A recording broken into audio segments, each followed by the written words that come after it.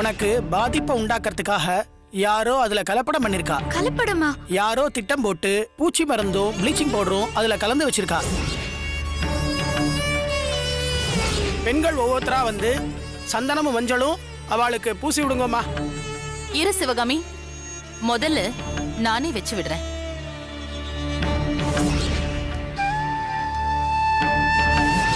இத பாருங்க சாமி, கலசம் எடுக்கிறவங்க மஞ்சள் சந்தனத்தை முகம் முழுக்க பூசிக்குவாங்க. அந்த மாதிரி நான் பாத்திருக்கேன். அப்படி பண்றதுதான் சம்பிரதாயம்னு நினைக்கிறேன்.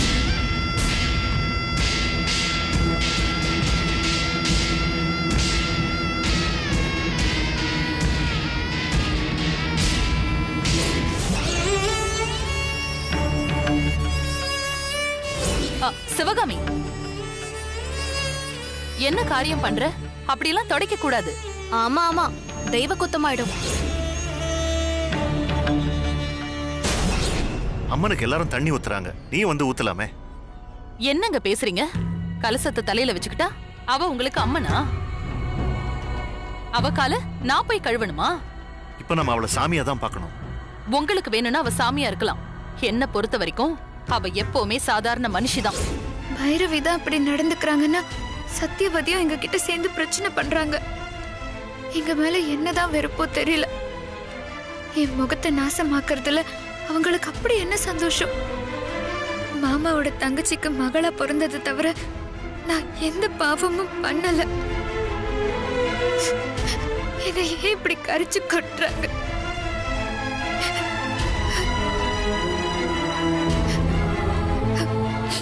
நேர்ல போய் கேட்க ரொம்ப நேரம் ஆகாது. ஏன் இப்படி பண்ணீங்கன்னு வீட்டுக்கே போய் சண்டை போடலாம். ஆனா துளசி திமிரு பிடிச்சவ, அடங்காதவன்னு இன்னும் என்னதான் தப்பா பேசுவாங்க. ஐயர் என்னடான்னா எனக்கு அம்மனோட அருள் இருக்குன்னு சொல்றாரு. ஆனா என்னை சுத்தி இருக்கிற எல்லாருமே எதிரியாவே இருக்காங்க. அவங்களால என் நிம்மதியே போச்சு. நான் எந்த தப்புமே பண்ணல. அப்புறம் நான் எதுக்கு இதெல்லாம் பொறுத்துட்டு போகணும்? துளசி, இதுக்கு ஒரு முடிவு கட்டியே ஆகணும்.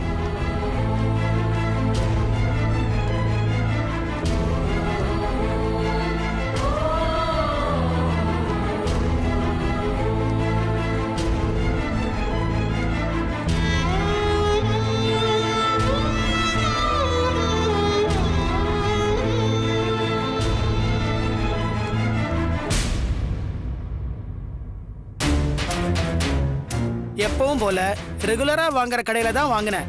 முதல் நாளே அதை வாங்கி கமிஷனர் வீட்டுல வச்சிட்டோம். அங்கதாம்மா ஏதோ நடந்திருக்கணும். டிரைவர், டிரைவர், எங்க போயிட்டாரு இவரு? டிரைவர்,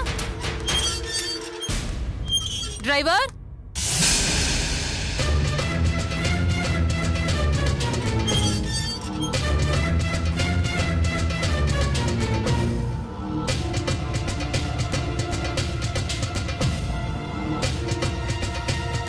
என்னாச்சு இவளுக்கு?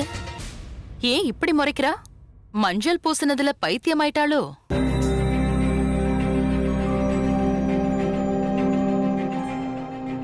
கண்ணெல்லாம் கலங்கி இருக்கு. ஒருவேளை அழுதுருப்பாளோ?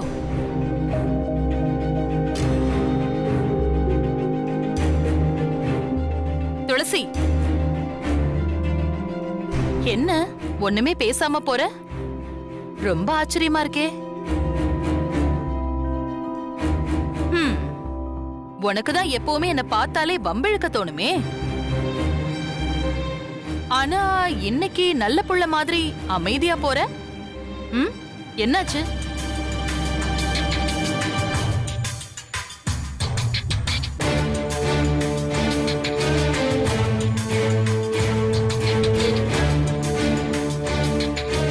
ஏன் கண்ணெல்லாம் கலங்குது?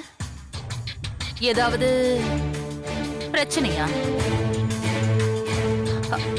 உனக்கு என்ன சரியாகலையா? வழக்கமா நீதான் எல்லாரையுமே அழ வைப்ப.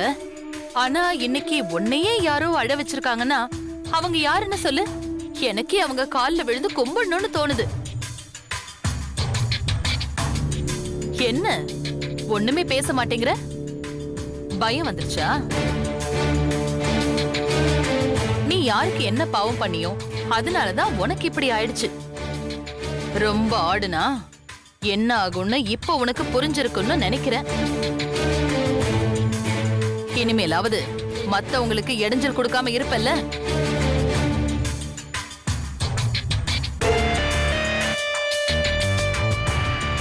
சாமி சாமி ஒரு நிமிஷம். சொல்லுங்க சாமி. கோயிலுக்கு போறீங்களா சாமி? ஆமா சாமி. அங்க மஞ்சள் சந்தனம் கொடுத்தாங்கன்னா டக்குன்னு வாங்கிடாதீங்க சாமி. அதை யாரு கொடுக்கறாங்க, அவங்க நல்லவங்களா கெட்டவங்களான்னு எல்லாம் பார்த்து வாங்குங்க. இப்பெல்லாம் அதுலயும் கலப்படம் பண்றாங்க.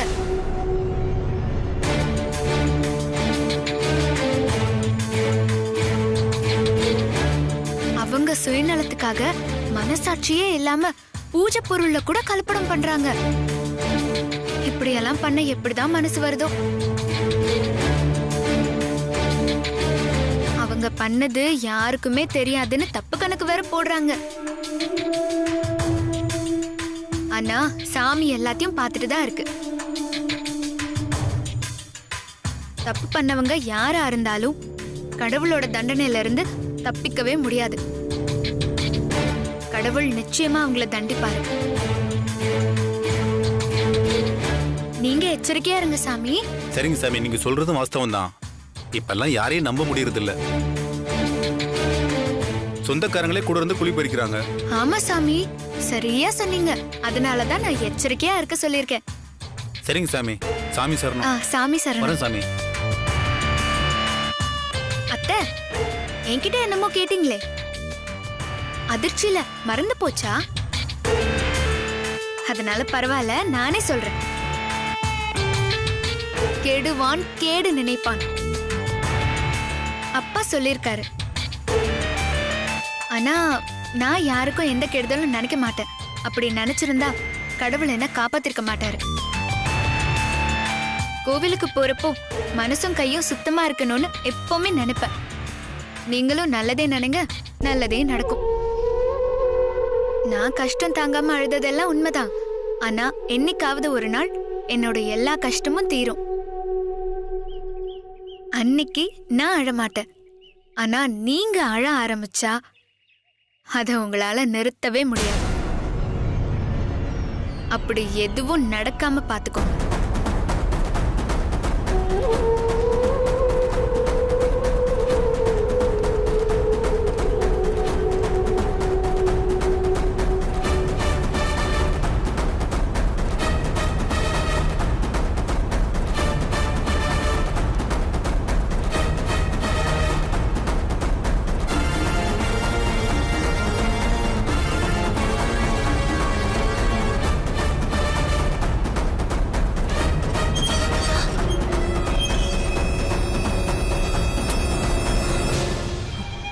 என்னையே மிரட்டிட்டு போறா. ஒருவேளை உண்மை தெரிஞ்சிருக்குமோ? என்ன விஷயம்னு புரியலையே.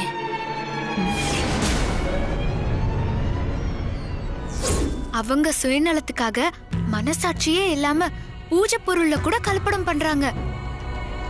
இப்படியெல்லாம் பண்ண எப்படிதான் மனசு வருதோ? தப்பு பண்ணவங்க யாரா இருந்தாலும் கடவுளோட தண்டனையில இருந்து தப்பிக்கவே முடியாது. கெடுவான் கேடு நினைப்பான்.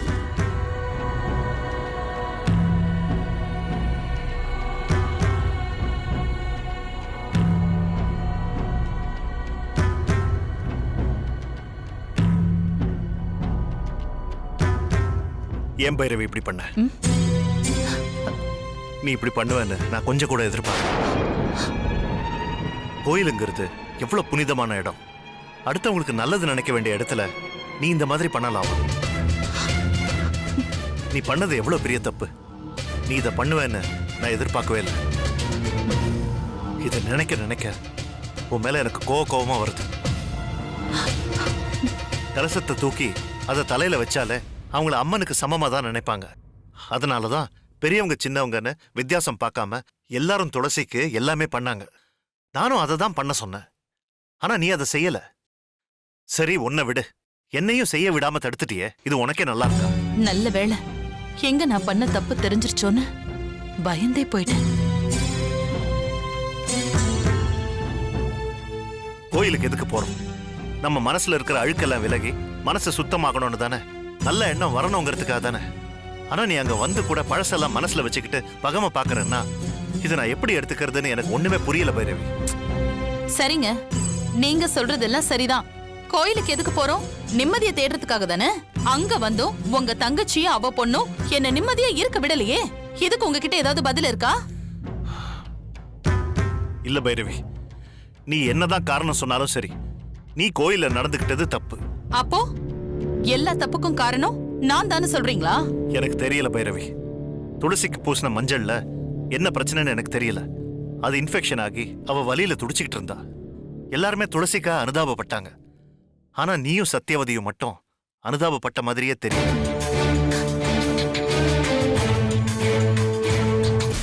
நானும் உங்களை கவனிச்சுட்டு தான் இருந்தேன். உங்க 2 பேர் முகத்திலையும் ஒரு இனம் புரியாத சந்தோஷம் தெரிஞ்சு. அதுக்கு காரணம் என்னன்னு இது வரைக்கும் எனக்கு புரியல. அடுத்தவங்க கஷ்டப்படுறத பார்த்து சந்தோஷப்படுறது எவ்வளவு ஒரு கொடூரமான புத்தி. அது உன்கிட்ட இருக்குன்னா அதை நான் எப்படி எடுத்துக்கிறது? இப்ப என்னங்க சொல்ல வரீங்க? உங்க தங்கச்சி குடும்பத்துக்கு எது நடந்தாலும் அதுக்கு நான் தான் காரணம்னு சொல்ல வரீங்களா? நான் அப்படி சொல்லவே இல்லையே. நீங்க பேசுறத பார்த்தா அப்படிதானங்க இருக்கு. ஒரு போலீஸ் அக்யூஸ்ட விசாரிக்கிற மாதிரி என்ன வந்து விசாரணை பண்ணிட்டு இருக்கீங்க? இது வரைக்கும் நான் உங்ககிட்ட அப்படி நடந்துகிட்டதே கிடையாது. வீட்டுக்கு வெளியே தான் நான் போலீஸ் ஆபீசரா நடந்துக்கிறேன். வீட்டுக்குள்ள வந்து ஷூவை கழட்டும் போதே நான் போலீஸ் ஆபீசருங்கிற நினைப்பையும் கழட்டி வச்சுக்கிட்டு தான் உள்ள வரேன். வீட்டுக்குள்ள உனக்கு ஒரு நல்ல கணவனாவும் நம்ம விஸ்வாக்கு ஒரு நல்ல தகப்பனா தான் நான் இது வரைக்கும் நடந்துட்டு இருக்கேன். எல்லா விஷயத்தையும் நான் உங்ககிட்ட ஷேர் பண்ணிருக்கேன். நீயே சொல்லு, வீட்டுல என்னைக்காவது நான் உங்ககிட்ட போலீஸ் ஆபீசரா நடந்திருக்கேன்னா? ஆனா அன்னைக்கு கோயில்ல ஏதோ தப்பு நடந்திருக்கு. அது என்னன்னு என்னால யூகிக்க முடியல. ஆனா நிச்சயமா ஏதோ தப்பான வேலை நடந்திருக்குன்னு என்னால உறுதியா சொல்ல முடியுது. அப்போ என் மேல சந்தேகப்படுறீங்க, அப்படிதானே? நான் உன்னை நேரடியா குற்றம் சொல்லல. ஆனா சிவகாமிக்கும் துளசிக்கும் எதிரா யாரோ சதி பண்ணிருக்காங்க. அது யாருன்னு தான் எனக்கு தெரியல. நீ பேசுறத வச்சு பார்த்தா எனக்கு சந்தேகமா இருக்கு.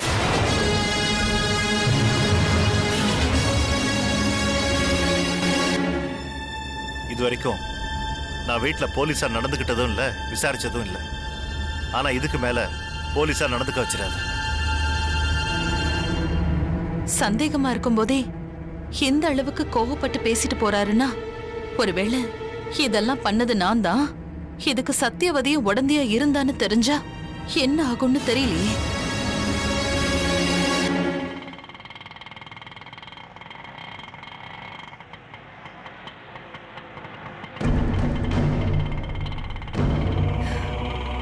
கோயில்ல இவ்வளவு விஷயம் நடந்திருக்கு. யாராவது என்கிட்ட சொன்னாங்களா? இந்த மாதிரி கலச பூஜை வச்சிருக்கேன், அவசியம் வாங்கன்னு என்ன முறைப்படி கூப்பிட்டுருக்கணும். அப்படியும் கூப்பிடல. துளசிக்கு இப்படி ஆயிடுச்சின்னு அதையாவது சொல்லியிருக்கணும். அதையும் சொல்லல. அந்த அளவுக்கு என்னை இளக்காரமா நினைச்சிட்டாங்க. ஒரு காலத்துல நான் எப்படி இருந்தவ, கை கட்டி வாய் பொத்தி பவ்யமா நினைச்சவங்கெல்லாம் இப்ப என்ன அலட்சியமா நினைக்கிறாங்க. என்னோட கௌரவம் மரியாதை எல்லாம் என் மகளோடவே போயிடுச்சு. இதுக்கெல்லாம் காரணம் யாரு?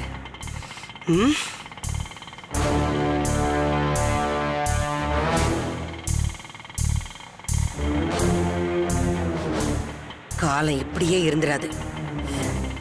எல்லாத்துக்கும் நான் ஒரு முடிவு கட்டுறேன். இது நடந்தப்ப நான் மட்டும் கோயில்ல இருந்திருக்கணும். சின்ன பிரச்சனையை பெருசாக்கி 2 குடும்பத்துக்கும் மூட்டி விட்டுருப்பேன். இப்ப மட்டும் என்ன, கோயில்ல என்ன நடந்ததுன்னு நான் விசாரிச்சுட்டு அதுக்கப்புறம் உங்க 2 பேருக்கும் நான் வச்சுக்கிறேன்டி.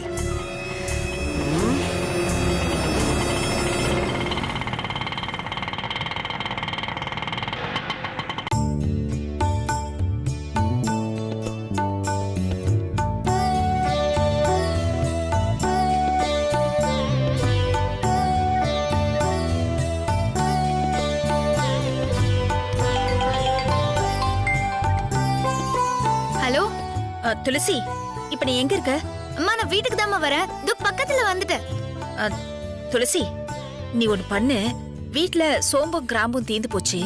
அங்க பக்கத்துல இருக்கிற கடையில கொஞ்சம் வாங்கிட்டு வந்துடுறியா? ஏமா இதெல்லாம் அப்பவே பார்க்க மாட்டியா? சமைக்கும் போது தான் பாப்பியா? நான் மறந்துட்டேன்டி. கொஞ்சம் வாங்கிட்டு வாயேன். சரி சரி வாங்கிட்டு வர. போனை வை. சரி வாங்கிட்டு வந்துரு. ம்.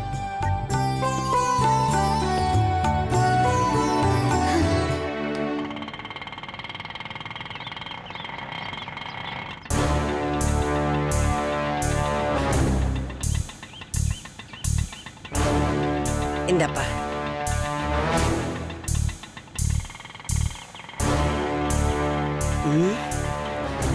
முதல்ல சிவகாமி வீட்டுக்கு போலாமா இல்ல பைரவி வீட்டுக்கு போலாமா? முதல்ல நாம சிவகாமியை விசாரிப்போம்.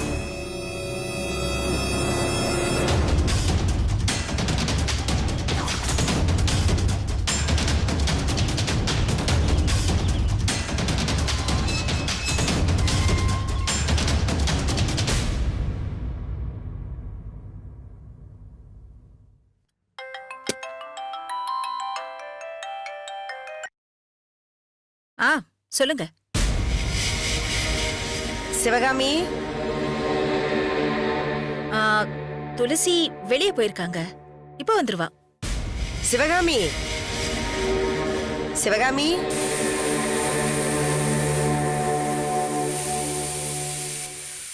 ஓ, மேல இருக்காளா? ஏங்க, எனக்கு ஏகப்பட்ட வேலை இருக்குங்க. என்னால எங்கேயும் வர முடியாது.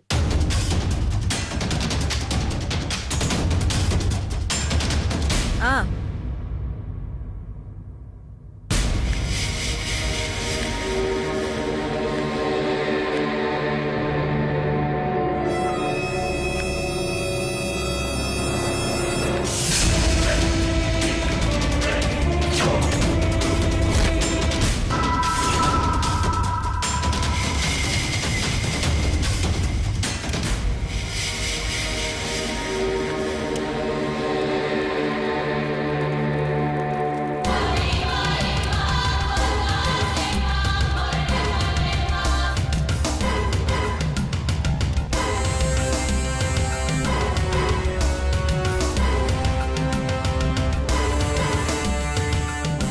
நல்ல பத்திக்கிட்டு எரியட்டும்.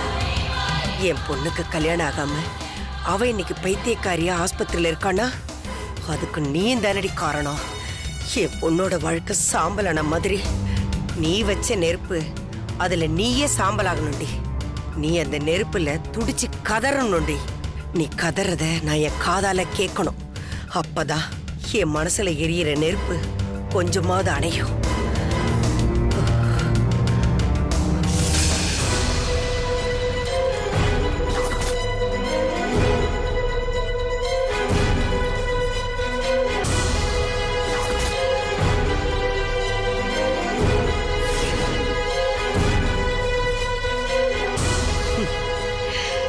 என் பொண்ணு மாதிரியே இப்ப இவ கதறுவா.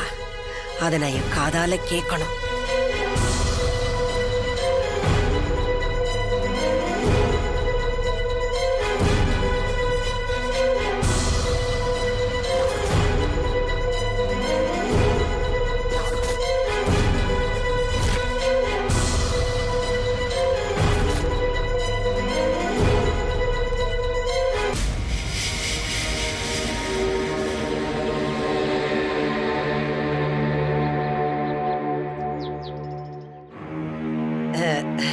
ஊர்ல இருந்து இப்பதாண்டிமா வரேன். வந்த உடனே உன்னையும் சிவகாமி பார்த்துட்டு போலான்னு வந்தேன். உள்ள போய் குரல் கொடுத்தேன். சிவகாமி குளிக்கிற அளவு என்னமோ பதிலையே காணும். சரி சரி, நீ உள்ள போ. நான் ஒரு 8 பைரவிய பார்த்துட்டு வந்துடுறேன்.